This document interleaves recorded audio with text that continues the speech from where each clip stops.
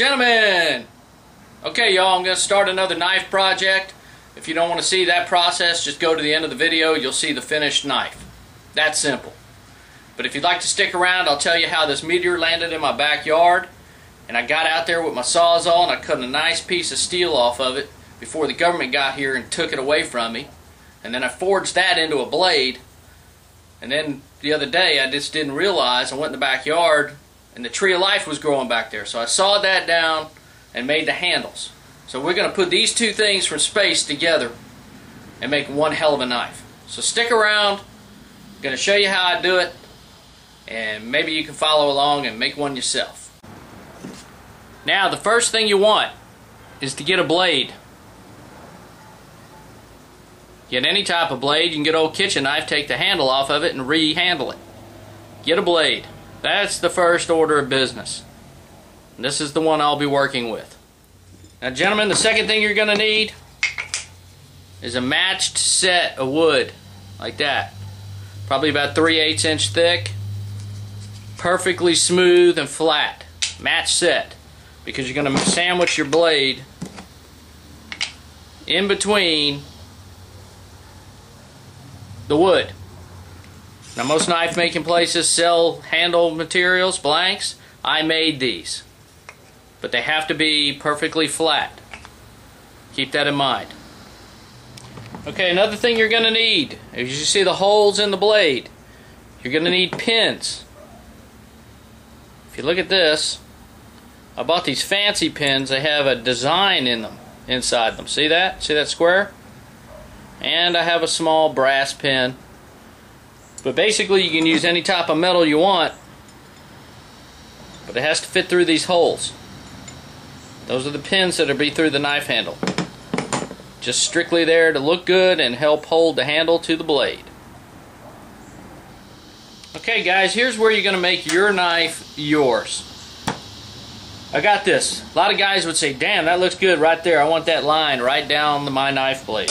So they would do this right here. Flip that over. And that's what you got. You got a sandwich, a knife. Can you kind of see that? I have two little yellow stripes, you know, kind of NASCAR looking.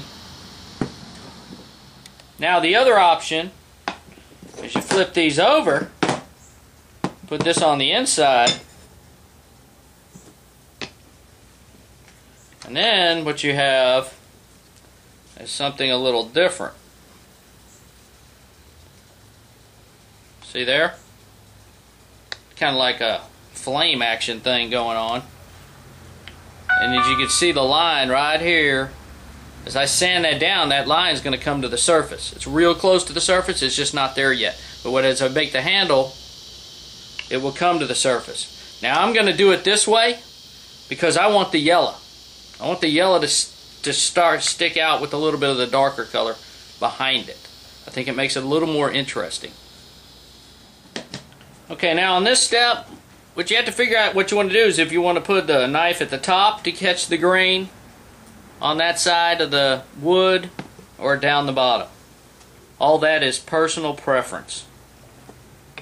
Same thing with this. As you can tell when I flip it over, is the blade going to ride up here and catch the grain here, or is it going to go straight down the center, or am I going to push the blade over that way and let this ride on top? It's all up to you. Other thing you need to remember, do you want to push the handle further back or forward? You got all this movement you can do with the handle. I'm putting it right up next to the blade. Give myself maybe about a 1/16 to 1/8 of an inch right there, and I'm going to go straight down the center. That's just how I'm going to do it this time. Now y'all, what I'm going to do is I'm going to trace this out. If you have a little bandsaw, you could trace this out and cut off all the extra wood.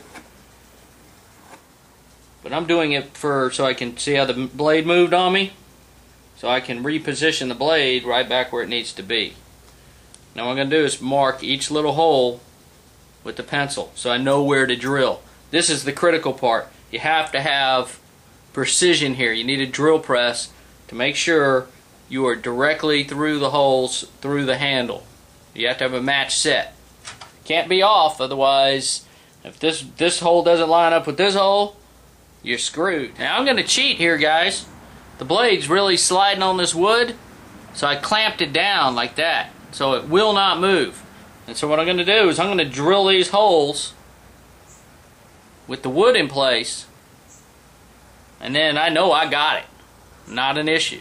Then I'll put the other side on, clamp it down, spin it over, and drill from the back side straight through the holes, and I'll have everything just lined up just perfectly. One more thing, I don't have to use every single hole. I can use like every other hole or whatever design I want to on the holes for the pins. I'm going to use every damn hole though on this one. One other thing, guys, you always want to be safe dealing with these knives, so tape your blade. You don't want to cut your friggin' fingers with the knife blade. Plus it protects it when you do sanding and grinding. Now I'm just going to cover the blade part right now, but then I will cover the entire blade with more tape in a minute.